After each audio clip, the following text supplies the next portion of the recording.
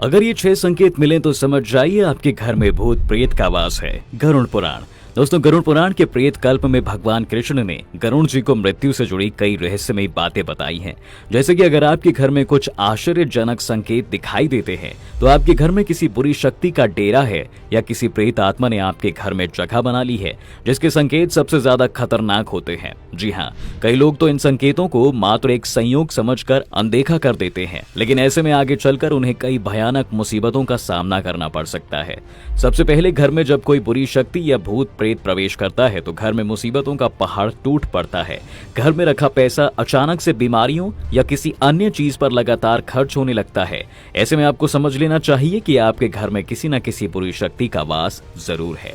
फिर श्री कृष्ण कहते हैं कि मरा हुआ व्यक्ति प्रेत बनकर अपनी पत्नी, पुत्र या अपने परिजनों के शरीर में प्रवेश करते हैं। ऐसे में अगर आपको लगे कि आपके परिवार का कोई सदस्य मरे हुए व्यक्ति की तरह ही सारी हरकतें कर रहा है तो समझ जाना चाहिए कि उसके शरीर पर आत्मा ने कब्जा कर लिया है, जो कि पूरे घर के लोगों को नुकसान पहुंचा सकती है। तीसरा संकेत यह है कि अगर सपने में घोड़ा, हाथी या बैल जैसे खूंखार जानवर दिखाई दें और क्रोध में आप पर हमला करें तो भी तुरंत समझ जाना चाहिए कि आपके घर में प्रेत का वास है। उसके बाद अगर आपके घर में भी बार बार कलेश होता है, रोज छोटी छोटी बात पर मारपीट हो जाती है या पैसा अचानक से ही गायब हो जाता है तो इसे भी बुरा संकेत माना जाता है, जिसका जुड़ाव नकारात्मक शक्तियों से होता है।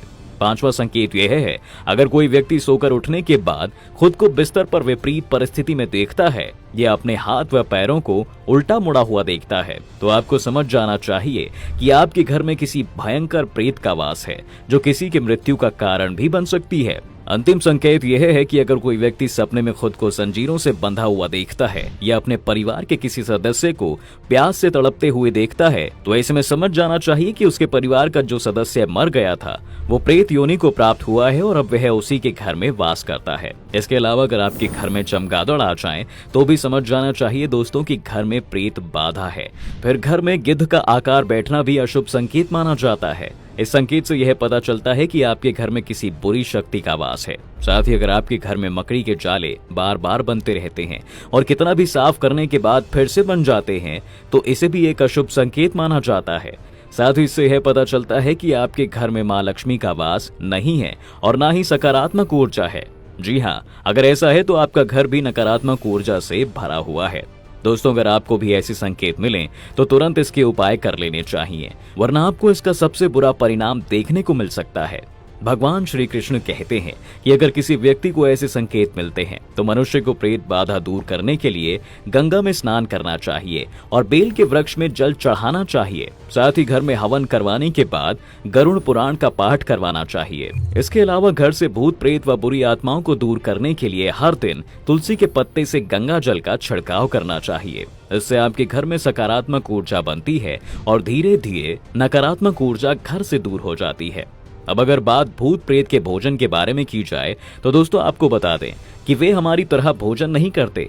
भगवान श्री कृष्ण कहते हैं कि इस संसार में हर प्राणी को जीवित रहने के लिए भोजन की जरूरत जरूर होती है। ठीक उसी प्रकार भूत प्रेत को भी भोजन की आवश्यकता होती है और प्रेत उन्हीं लोगों के घर में भोजन करने जाते हैं जिनके घर में अशुभ कार्य किए जाते हैं।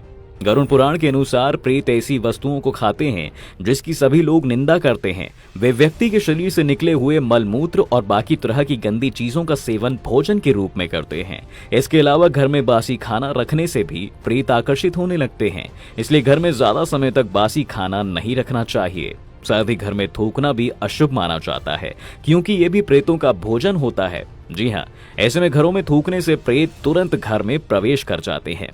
दोस्तों, अगर आप भी गरुड़ पुराण से जुड़ी ऐसी बातों के बारे में जानते हैं तो हमें नीचे कमेंट करके जरूर बताएं।